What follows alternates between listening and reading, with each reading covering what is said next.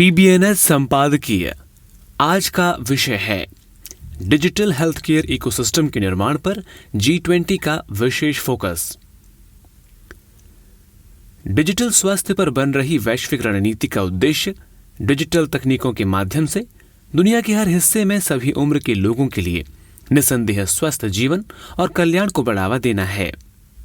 हालांकि health care sector के लिए डिजिटल प्रौद्योगिकियों की पूरी क्षमता को बताने के लिए राष्ट्रीय, क्षेत्रीय, स्थानीय और अंतर्राष्ट्रीय पहलों को ठोस रणनीतियों द्वारा निर्देशित करने की आवश्यकता है, जिसमें वित्तीय, संगठनात्मक, मानव और तकनीकी जैसे सभी बल और संसाधन शामिल हैं।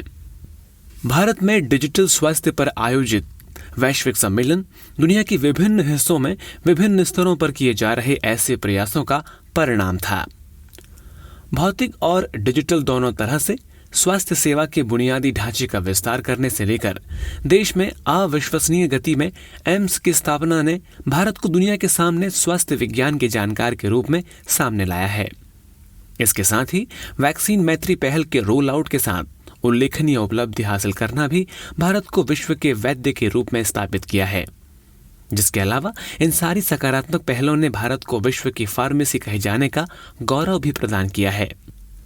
कोविड के दौरान नागरिकों को गुणवत्तापूर्ण स्वास्थ्य सेवाएं प्रदान करने के साथ साथ क्षमता निर्माण पर ध्यान देना भारत सरकार का मुख्य लक्ष्य था, जिसने न्यू इंडिया को विभिन्न डोमेन में स्वास्थ्य सेवा क्षेत्र को मजबूत करने में मदद की है। देश में डिजिटल स्वास्थ्य नवाचारों का विशेष रूप से समर्थन किया जा रहा है, क्योंकि वे समय बचाने, सटीकता और दक्षता बढ़ाने में सहायता करते हैं। डिजिटल स्वास्थ्य नवाचारों को लेकर ऐसा सपोर्ट पहले कभी नहीं किया गया था। आर्टिफिशियल इंटेलिजेंस के साथ भी भारत ऐसी तकनीकों का संयोजन कर रहा है जो स्वास्थ्य सेवा के लिए नई है।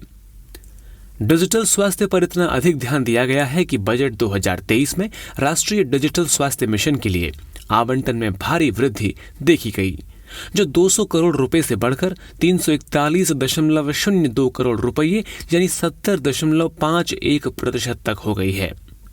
स्वास्थ्य बुनियादी ढांचे को मजबूत करने के लिए अन्य प्रावधानों में 157 नए नर्सिंग कॉलेज की स्थापना, टियर 2 और टियर 3 शहरों में स्वास्थ्य सुविधाओं के निर्माण पर ध्यान केंद्रित करना, फार्मास्यूटिकल्स में अनुसंधान और नवाचार को बढ़ावा देने के लिए नया कार्यक्रम, चिकित्सा उपकरणों के लिए बहुविषयक पाठ्यक्रमों को समर्थन, आयुष मंत्रालय और नेशनल टेलीमेडिसिन हेल्थ प्रोग्राम और फार्मा इनोवेशन एंड रिसर्च आदि के लिए बजट आवंटित में वृद्धि शामिल है।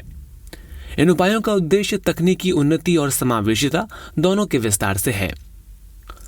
भारत की G20 प्रेसिडेंसी WHO दक्षिण पूर्व एशिया क्षेत्र भारत के स्वास्थ्य मंत्रालय के सहयोग से आयोजित के तहत डिजिटल स्वास्थ्य पर वैश्विक सम्मेलन भिन्न शक्तियों को एक साथ लाने और स्वास्थ्य क्षेत्र से जुड़े समाधानों पर चर्चा करने में सफल रहा। सम्मेलन में सभी इस धारणा पर सहमत थे कि डिजिटल स्वास्थ्य नागरिकों को अत्याधुनिक स्तर पर सहायता कर सकता है। सम्मेलन ने डिजिटल स्वास्थ्य के समृद्ध लाभों को प्राप्त करने के लिए कंपार्टमेंटल अप्रोच में से एक कन्वर्जेंस अप्रोच की ओर बढ़ने की आवश्यकता पर जोर दिया। इस प्रक्रिया को सुचारू रूप से आगे बढ़ाने हेतु डिजिटल स्वास्थ्य प्रयासों के लिए एक वैश्विक संस्थागत ढांचा बनाने की आवश्यकता है। कोविड महामारी के बाद वैश्विक स्वास्थ्य प्रणाली चरमरा गई है। यह एक ऐसा समय है जहां अधिकांश देश प्रौद्योगिकियों के एकीकरण के माध्यम से अपनी स्वास्थ्य सेवा को मजबूत बनाने की कोशिश कर रहे हैं। सार्वभौमिक स्वास्थ्य कवरेज प्राप्त करने के लिए स्वास्थ्य सेवा में डिजिटल हस्तक्षेपों पर नवीन विचारों और नवाचारों के साथ साथ सदस्य देशों द्वारा की जा रही डिजिटल स्वास्थ्य पहलों की एक विस्तृत श्रृंखला के रूप में सम्मेलन सफल सिद्ध हुआ। डिजिटल दुनिया में कुछ देश विशिष्ट जानकारी, अनुभव और चुनौतियां हो सकती हैं। जहां तक इसके माध्यम से वैश्विक भलाई का संबंध है, उन्हें सीमित नहीं किया जाना चाहिए। तभी इंटरऑपरेबिलिटी को प्रतिबंधित करने वाली डेटा मानकों की कमी और उनके प्रभावी कार्यान्वयन की ऐतिहासिक चुनौतियों पर काबू पाया जा सकता है। सम्मेलन में नीति निर्माता इस बात पर भी सहमत थे कि स्वास्थ्य सेवा पारिस्थितिकीय तंत्र में मौन दृष्टिकोण अब और काम नहीं कर सकता है, क्योंकि यह अक्सर डिजिटल उपकरणों को विकसित करने के प्रयासों के दोहराव का परिणाम होता है। सहयोग और सहकारिता से नवाचार और नई ऊंचाइयां मिल सकती हैं, इसलिए डिजिटल स्वास्थ्य के सार्वभौमिकरण के लिए डिजिटल डिवाइड को पाटकर मौजूदा डिजिटल स्वास्थ्य प्रयासों को फिर से व्यवस्थित करने के लिए एक वैश्विक संस्थागत ढांचे की आवश्यकता है। इस दृष्टिकोण से निम्न और मध्यम आय वाले देशों में डिजिटल प्रौद्योगिकियों का लोकतंत्रीकरण भी होगा, जिन्हें उन सेवाओं की सबसे अधिक आवश्यकता है। धन्यवाद।